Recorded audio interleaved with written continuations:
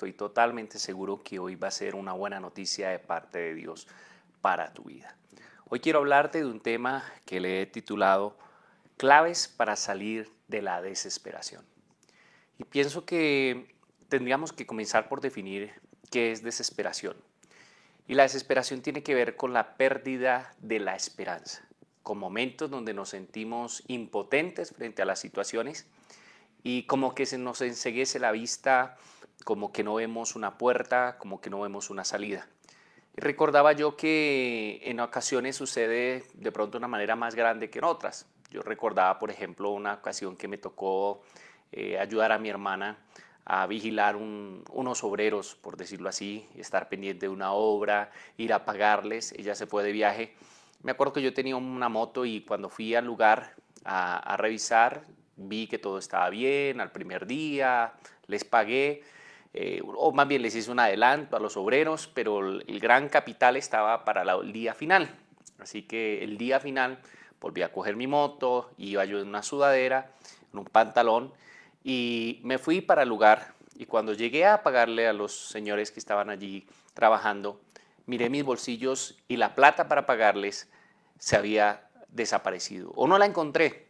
Así que comencé a revisar todos mis bolsillos, entré en desesperación, comencé a pensar con qué voy a pagar, no tengo el recurso, ahora me metí en un lío, estos señores se van a poner bravos, así que cogí mi moto a toda velocidad y me volví por el camino por donde había recorrido hacia el lugar. Pero sin darme cuenta comencé a manejar en contravía, comencé a manejar una velocidad porque mi mente decía, es que alguien lo cogió, se lo robaron, se me cayó cuando pasé por este hueco y comencé a sentir toda esa desesperación hasta perder de pronto el control de mi propia vida y esta desesperación me llevó a perder la visión de las cosas. Eso me ocurrió a mí, pero tal vez la desesperación también ha podido llegar a tu puerta, a tu casa, tal vez por pérdida de un trabajo, por inestabilidad económica, porque le tienes miedo al futuro, porque no sabes qué va a pasar mañana y eso te genera ansiedad, crisis, desesperación. Y creo que es algo que todos pasamos y pueda que sea o pequeña o grande, por momento nos enceguece, por momento nos bloquea, por momento nos llena de miedo. Y podemos tomar dos reacciones o tomar decisiones equivocadas como la que yo tomé de coger en contravía o decisiones de quedar paralizados y creer que no hay futuro, creer que no hay mañana. Así que frente a esto, ¿qué dice la Biblia? Y creo que hay un personaje de la Biblia que sí que habla de esto. Y está en los Salmos, y es David. David viene hablando en los Salmos de, yo creería que como el 38, 37, 39, 40 y todos esos Salmos de David, como en esa crisis de desesperación donde él en alguno de sus salmos dice, mi corazón late aceleradamente, me siento acabado, sin fuerzas, estoy quedando ciego, mis seres queridos me han abandonado y como que todo su lenguaje es de tragedia tras tragedia, tanto así que en el Salmo 40, en el versículo 2, cuando habla de su vida, dice que el Señor le sacó del foso de la desesperación, del lodo y del fango. Esa era la situación como se veía el salmista. Se veía como en una arena movediza, por decirlo así, como que había pisado, no sé si tú has ido al campo y has caminado donde por el agua tal vez hay barro y ese barro está blando y tal vez te entierras. Y es difícil caminar. El salmista dice, mi vida estaba en ese foso de la desesperación, en ese fango, como que no podía avanzar, como que no podía hacer nada. Y me gusta porque la expresión que dice es que Dios le sacó del foso de la desesperación. Y aquí es donde está la buena noticia. Porque este hombre que sí que ha vivido crisis, David, sí que se ha sentido que todo el mundo le ha abandonado, que no hay futuro, porque él habla de sus enemigos, dice mis enemigos se están reuniendo para acabarme, y de pronto son todos esos sentimientos que aparecen en la crisis, en la depresión, en los momentos donde tú no ves salida, porque tal vez tu hogar se acabó, porque algún familiar querido se fue, porque no hay trabajo, porque la plata hay que solucionarlo, y como que has intentado, hasta el punto donde dices ya no puedo hacer nada, hasta donde dices ya estoy, como decimos nosotros, con el lodo hasta aquí, como que quedé paralizado, ya no puedo hacer nada. Pero me gusta cómo el salmista expresa que el Señor le ha sacado. Así que, ¿cuáles son las claves para salir de la desesperación. Porque caer en desesperación es muy fácil, pero salir de la desesperación. Y en el Salmo lo dice bien claro. Salmo 40, capítulo 1, versículo 1, perdón. Dice, con paciencia esperé que el Señor me ayudara y se fijó en mí y oyó mi clamor. Creo que una de las características o la clave que quiero resaltar aquí es la importancia de enfocarnos. ¿Enfocarnos en quién? En alguien que tenga la capacidad, en este caso, en Dios, que tiene la capacidad cuando yo no tengo esperanza, cuando yo no tengo posibilidades, tengo que mirar hacia arriba, tengo que mirar hacia el cielo y decirle, Señor, así me siento, pero entiendo que tú eres solo el que puede ayudarme. Creo que hay veces perdemos el foco porque a veces dejamos de mirar a Dios y en la crisis decimos, hay veces en nuestra mente podemos decir, no, es que esto ni hasta Dios o ya he orado. Y me gusta cómo el salmista expresa y dice, yo clamé, y cuando dice clamar no es como que hice una oración ahí suavecita, sino que parece que hubo persistencia en ese clamor y el salmista entendía que su foco, que la manera de salir de esa desesperación era enfocándose en un Dios todopoderoso. Entonces, muchas veces en la desesperación nos enfocamos en nuestras posibilidades, en nuestras capacidades o muchas veces en los que tenemos al lado. Creo que el salmista nos da un gran secreto. Dice, la manera como yo salí fue porque enfoqué mi vida o puse mi esperanza en el Señor. Ese fue el primero. Lo segundo que dice, o la segunda clave que quiero resaltar en este día, está también en el versículo 1. Dice, con paciencia esperé en el Señor. Y esta es una palabra que a veces no nos gusta, paciencia. No nos gusta esperar, no nos gusta, o tal vez hemos esperado tanto que decimos ya no aguanto más, no hay un día más. Pero el salmista dice, una de las claves fue esperar. Y aquí es donde tenemos que confiar o creer que cuando nosotros enfocamos nuestra vida, por ejemplo, tu trabajo, tu salud, tu relación, tu hogar, no sé qué cosas, estás en desesperación, decirle, Señor, aquí te las clamo, a ti te las entrego, ¿cierto? Enfocarnos en Él, pero también es saber esperar en Él, entender que Dios está orando. Aunque muchas veces quisiéramos que oráramos y las situaciones se arreglaran inmediatamente, la fe se desarrolla en este proceso donde le decimos, Señor, tú tienes el control, tú estás allí bajo el control. Por eso el salmista dice, esperé con paciencia, con paciencia. La tercera característica que me resaltó este pasaje está en el versículo 2. Dice, me sacó del foso de la desesperación, ¿cierto? Y del lodo y del fango, puso mis pies sobre suelo firme. Pero mira este pedacito que dice en la última parte del versículo 2. Y a medida que yo caminaba, me estabilizó. Mira tan interesante esta expresión. A medida que yo caminaba. Mira que la paciencia y el poner tu enfoque o tu mirada en Dios no implica muchas veces quedarte quieto, sino que en medio de la imposibilidad, cuando tú colocas tu confianza en Dios, cuando tú estás esperando en Dios, hay acciones que puedes tomar. No dice el salmista, yo caminé ya de una vez en firme, a mí me salió todo. No, parece que quisiera expresarnos paso a paso, como que hay que dar el primer paso para dar el segundo. Y muchos de nosotros queremos estabilizar o que las cosas se den como con una varita mágica cuando todo se solucione, pero muchas veces el salir de la desesperación, el salir de esta crisis implica movernos, implica actuar, implica hacer cosas pequeñas para construir, para ir hacia donde quiero ir. Y me gusta como dice, mientras yo caminaba, dice, el Señor me estabilizó. Me fue estabilizando. Y creo que esa es una decisión que tenemos que tomar. Es algo que tenemos que hacer. Y frente a esa situación de desesperación, preguntemos hasta aquí. ¿En quién estás enfocando? ¿En ti o en Dios? ¿Estás esperando con paciencia que tiene que ver con esa fe de creerle al Señor? ¿Y estás actuando? ¿Estás haciendo la parte que te corresponde? Porque muchas veces no las hacemos. Y ahí es donde radica mucho el problema. Lo tercero lo cuarto es la importancia de cambiar el lenguaje. Mira, dice el versículo 3, me dio un canto nuevo para entonar, un himno de alabanza a nuestro Dios.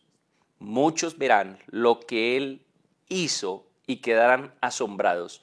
Pondrán su confianza en el Señor. Qué interesante que el salmista capítulos atrás solo se quejaba, mis amigos, mis enemigos, la situación, no tengo a nadie. Pero aquí dice que cuando él puso su confianza, cuando se enfocó, cuando esperó y cuando comenzó a hacer lo que le tocaba hacer, sus pasos de fe, dice, Dios cambió o trajo un cántico nuevo. Y este cántico nuevo tiene que ver con ese nuevo lenguaje, con ese nuevo hablar, porque dice que muchos verán lo que el Señor y quedarán asombrados, verán lo que Dios está haciendo.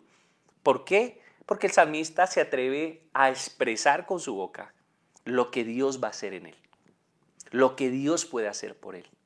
Y creo que muchas veces nuestras palabras son de desánimo, son de desesperanza. Y entramos en ese círculo vicioso y muchas veces acudimos a la fuente equivocada y te dicen, no, mira, ahí no hay nada que hacer, ahí no hay solución. Pero el salmista recibe un cántico, una expresión donde reconoce que Dios está actuando y que Dios le va a la salida. El siguiente paso o clave que veo está en el versículo 5. Dice, oh Señor mi Dios, has realizado muchas maravillas a nuestro favor. Son tantos tus planes para nosotros que resulta imposible enumerarlos. No hay nadie como tú. Lo quinto que está haciendo el salmista es aferrarse a los propósitos de Dios para con él. Me gusta que el salmista en medio de la desesperación ya ha dejado ver el problema, ya ha dejado ver la circunstancia inmediata, ha aprendido a esperar, su lenguaje ha cambiado y ahora dice, son muchos, son grandes, son maravillosos lo que Dios ya ha hecho, pero también los planes, los propósitos que Dios tiene para conmigo. ¿Sabes que eso es esperanza, eso es fe?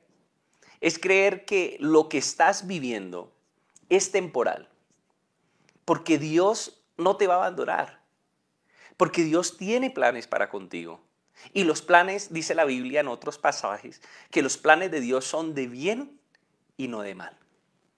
Y eso es lo que entiende el salmista, que la situación que está viviendo en el momento no es el fin, que lo que está viviendo tal vez se sale del gran propósito de Dios.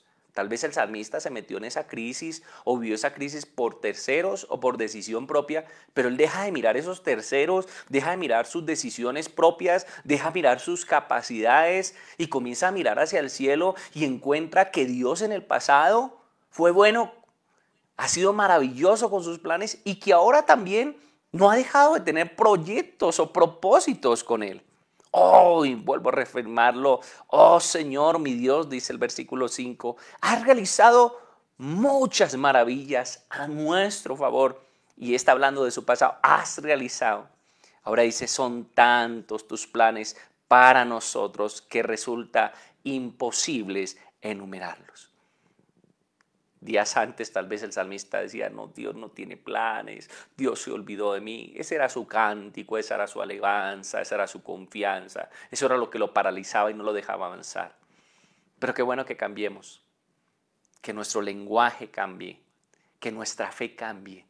Y digamos, Señor, yo sé que tú tienes planes para conmigo.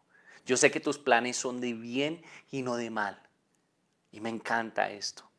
Lo sexto que el salmista utilizó como recurso para salir de esa desesperación está en el versículo 8. Dice, me complace hacer tu voluntad, Dios mío, pues tus enseñanzas están escritas en mi corazón. Óyeme, qué interesante que el salmista dice, me complace, ¿cierto? Como que soy feliz al hacer tu voluntad. Y esto tiene que ver con amar la palabra de Dios, la voz de Dios, lo que Dios ha dicho de ti. Este libro tan maravilloso. A Josué le dijo, mira, si tú meditas en el libro de la ley de día y de noche, entonces harás prosperar tu camino y todo te saldrá bien. El salmista entendió que rechazar la palabra lo llevaba a peores desesperaciones. Pero cuando el salmista conoce la palabra, los propósitos de Dios, los planes de Dios, dice, oye, yo quiero vivirlos. Oye, yo quiero vivir bajo esa palabra. Yo quiero que Dios sea el que me guíe a mí. Entonces cuando dice voluntad, ya el salmista no está rindiendo su voluntad a sus deseos, a sus caprichos, a sus emociones, sino que su voluntad está ligada a la palabra de Dios. Por eso dice, te lo repito, me complace hacer tu voluntad, Dios mío, pues tus enseñanzas están escritas en mi corazón. Pareciera que el salmista quisiera decir, para mí Dios no es religión, para mí su palabra no es un libro más, es la verdad que está aquí. Mire, en el corazón uno guarda las cosas más importantes, lo vital. Por eso dice la Biblia, de todas las cosas guardadas, guarda tu corazón porque de él depende la vida. En pocas palabras, si yo dejo entrar amargura, si yo dejo entrar tristeza, desesperanza, fracaso, y comienzo a llenar mi corazón de palabras de desánimo, de despropósito, pues pareciera que como que el corazón se volviera como una uva pasa, se arrugara, se acabara, no viéramos esperanza y termináramos en ese foso que el salmista hablaba al principio. Pero cuando tú te alimentas con la palabra, cuando la palabra es importante para ti, no como una religión, no como una regla, no como obligación, sino que aprendes a entender que lo que está allí escrito, aún hay veces cuando Dios te dice sí o no, es vital, es importante para ti y la aceptas y la recibes. Y el ser enseñado tiene que ver con practicarla, con trabajar por vivirla. Esa palabra te llena de vida. Porque es como ese manantial de agua, esa vitamina, ese pan, ese aliento, esa fortaleza que recibes tú en tu corazón, en tu vida. Y ahora tus emociones cambian, tus sentimientos cambian. Porque ya no se trata de lo que tú piensas de ti, sino de lo que Dios ha dicho de ti. Y tú vives por esa palabra. Lo último que quiero resaltar, que sería la siguiente, número 7, clave, para salir de la desesperación, tiene que ver con la proclamación de las buenas noticias. Mira lo que dice ahora el versículo 10 del capítulo 40. No oculté en mi corazón las buenas noticias acerca de tu justicia. Hablé de tu fidelidad y de tu poder salvador. A todos a gran asamblea conté de tu fidelidad y de tu amor inagotable. Versículo 11. Señor, no me prives de tus tiernas misericordias, que tu amor inagotable y tu fidelidad siempre me proteja. Me encanta el sello que le da al salmista. Porque el salmista entiende que hay que proclamar. Dice en pocas palabras, yo le conté a otros. Yo no me privé de decir lo que eras tú. Yo no me privé de decir que tú eras fiel. Yo no me privé de decirle que tú me amabas inagotablemente. Y tiene que ver de pronto un poco con lo que hablaba anteriormente de tu lenguaje. Pero ahora aferrado a esa misericordia, a esa bondad. Porque en medio de la crisis sus palabras no fueron, ay, no va a salir, sino que este hombre tiene esa capacidad de proclamar, de decir lo que es Dios para él. Y él dice, Dios es misericordioso, Dios es justo y su amor para conmigo es inagotable. Pero no se lo queda para él, sino que lo proclama a los demás. Decía, oye, tranquilos, Dios es misericordioso. Tal vez en una crisis de tu casa, económica, ¿qué le dices a tus hijos? ¿Qué le dices a tu esposa? No, eso no hay nada, Dios subió. No. O tal vez dices, no te olvides que Dios es misericordioso. No te olvides que la palabra dice que no hay justo desamparado. Tal vez en una enfermedad, no te olvides que la Biblia dice que por sus llagas hemos sido curados. No te olvides de que el Señor volverá el corazón de los padres hacia los hijos y de los hijos hacia los padres. Son esas palabras que había recibido en su corazón de amar las enseñanzas, pero que ahora se vuelven proclamación de buenas noticias para otros. El hecho de que pases por un momento difícil, de desesperación, no quiere decir que Dios ha dejado de ser misericordioso y que Dios no te ama. Y eso lo entiende el salmista. Y es todos estos recursos, lo que lo llevan a proclamar, como decía el versículo 2, me sacó del foso de la desesperación. No es fácil tal vez, pero ahí están los secretos, ahí están las claves. Y la pregunta en este día y en esta hora es, ¿qué recursos estás utilizando? ¿Cuál es la clave que estás utilizando tú? ¿Te has paralizado por el miedo al futuro? ¿Te has enceguecido?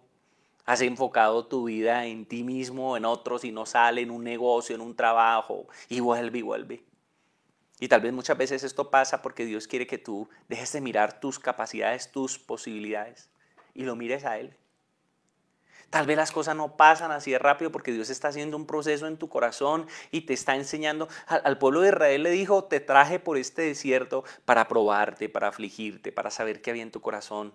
Es ese proceso que a veces estamos viviendo. Y entonces en este proceso es, Señor, yo confío en ti, yo pongo mi esperanza en ti, yo hablo lo que tú dices, yo creo en tus propósitos, Señor, yo proclamo tus propósitos. Pero también es decirle, Señor, en medio de todo esto, enséñame. ¿Qué me estás enseñando? ¿Qué debo cambiar? ¿Qué recursos me estás dando en medio de esta situación? Creo que la desesperación es algo que nos pasa a todos en momentos pequeño, grande, pero para todas ellas la respuesta siempre sigue siendo el Señor. ¿Qué vas a hacer con este mensaje? ¿Qué vas a hacer en este día? ¿Qué de estos 7 claves tal vez no estás tomando? O tal vez tú como que tienes una mezcla y dices, yo creo, no sé, yo pongo mi confianza en el Señor, pero creo que Él no tiene propósitos para conmigo. Ahí estaría como peleando una con la otra. Por eso es vital que hoy revises todas estas claves y que le digas, Señor, perdóname si en algún momento me he desesperado. Perdóname si tal vez, ¿sabes qué? No he avanzado. Estoy esperando que todo se dé, esperando. No, Señor, ayúdame a avanzar. Tal vez si tú quieres conquistar cosas grandes, vas a comenzar con cosas pequeñas. Vas a tener que tomar decisiones pequeñas que te lleven a lo grande. Yo te invito aquí a donde estás, que reflexiones sobre lo que hemos hablado. Y tal vez tu miedo al futuro, tu miedo a las cosas, las tengas que poner hoy y decirle, Señor, yo no solo quiero saber que tú existes, sino quiero apropiarme de lo que tú dices. Quiero ser como David, Señor, que aunque me he quejado ya, donde no he visto soluciones, donde he hablado tantas cosas, parar ya. Quiero parar de esto, quiero no vivir más enceguecido con esta situación y mirarte a ti y decirte, Señor, tú eres mi socorro. En ti pongo mi confianza. Tú eres mi esperanza. Tus propósitos para conmigo antes han sido muchos y los propósitos hacia futuro son maravillosos, Señor. Qué bueno que tomes estas decisiones. Déjame orar por ti. Señor, en esta hora, yo bendigo a cada vida que está allí conectada. Yo oro por cada uno de los que hoy están viendo este mensaje y su corazón estaba desesperado en alguna área, sin esperanza, sintiéndose impotentes frente a las situaciones. Tal vez sintiéndose abandonados, tal vez sintiéndose fracasados, tal vez sintiéndose sin futuro, tal vez viendo que la vida les golpea y pensando que toda su vida va a ser esto. Señor, yo oro por ellos. Yo oro para que, Señor, la desesperanza, el dolor, la amargura y aún la enfermedad, las situaciones adversas, el insomnio, el desespero, Señor, tú lo quites en este día, Señor. Que la visión enceguecida, Señor, tú la aclares en este día. Y que tú, Señor, puedas atravesarte en el camino de aquellos que están allí conectados, Señor, para decirles, yo te puedo sacar de ese foso de la desesperación. Yo quiero sacarte de esa situación. Yo tengo el poder y la capacidad. Señor, yo te ruego que ese Dios que sacó a David también nos sea sacando a nosotros hoy. Oro para que nos bendigas, para que nos levantes, para que afirmes tu palabra en esta hora en el corazón de cada uno, Señor. Oro para que esa situación de empleo, Señor, esa situación de inestabilidad económica, de inestabilidad emocional, Señor, esa situación de enfermedad, esa situación de miedo hacia el mañana, Señor, esa pérdida de ese familiar que no hemos podido superar, Señor, te ruego, Señor, que tú sanes, que tú restaures, Señor. Y que aunque tengamos que pasar por un proceso que lleve tiempo, nos ayudes a esperar pacientemente, pero a la vez, Señor, a caminar, a dar pasos de fe cada día, Señor. Te doy gracias por esta palabra y te ruego que bendigas a cada oyente. En el nombre poderoso de Jesús. Amén y amén. Muy bien, amados, qué bueno haber estado con ustedes en este día compartiendo esta palabra. Espero que puedas, como digo yo, masticarla. ¿En qué me estoy desesperando? ¿Qué recurso estoy utilizando? ¿Cuál no estoy utilizando? Y que te apropies a ella. Y así como decía el salmista, hacer tu voluntad es mi deleite. Pues que podamos decirle, Señor, dame deleite para tomar estas decisiones. Así que te invito a que las tomes, te apropies. Y yo siempre digo que frente a la palabra hay que tomar decisiones. ¿Qué cosas hay que hacer? ¿Qué vas a hacer hoy? ¿Qué vas a hacer mañana? ¿Qué vas a hacer esta semana? Porque si no haces nada, la palabra puede llegar a tu corazón. Esa palabra puede generar fe en el momento, pero si no la activas con los actos de fe, pues se va a ir perdiendo, como evaporando, y vas a volver a caer en crisis. La palabra quiere sacarte, pero tendrás que, como el salmista, como decía ese versículo tan hermoso, a medida que daba pasos, dice, el Señor me iba colocando firme.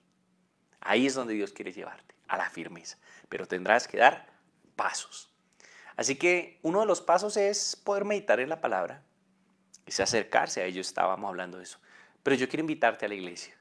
Yo quiero que tomes decisiones de decir, yo no solo quiero escuchar por acá, yo no solo quiero escuchar algo, sino quiero reunirme con la familia de la fe, quiero adorar allí juntos, quiero recibir más, quiero aprender más de Él. Porque déjame decirte que todo esto aporta, ¿cierto? Cuando tú te acercas a la familia de la fe, eres como un carbón encendido que como que con los otros sale fuego. Pero cuando te apartas, cuando no recibes ese calor, pues sencillamente te apagas. Por eso te invitamos. La iglesia no se hizo para otra cosa, sino para ser familia, para hacer apoyo unos a otros. Así que todos los domingos tenemos cultos a las 9 y a las 11 de la mañana. Tú miras cuál horario te queda mejor. Así que estamos en la carrera 67A, número 9568, al pie de Cafán Floresta, en el barrio Los Andes. Ahí estamos con un tiempo maravilloso donde queremos contar contigo. Así que bienvenido, bienvenida, que Dios los bendiga grandemente y quiero invitarte a que, como decía el salmista en la última parte, proclamar. Qué bueno que le des compartir para que un amigo, para que un vecino, para que alguien que esté por ahí en el Facebook, tal vez en desesperación o en YouTube, tú le puedas dar esta buena noticia de parte de Dios. Dios quiere sacarte del foso de la desesperación. Así que amigos, Dios los bendiga. Nos vemos.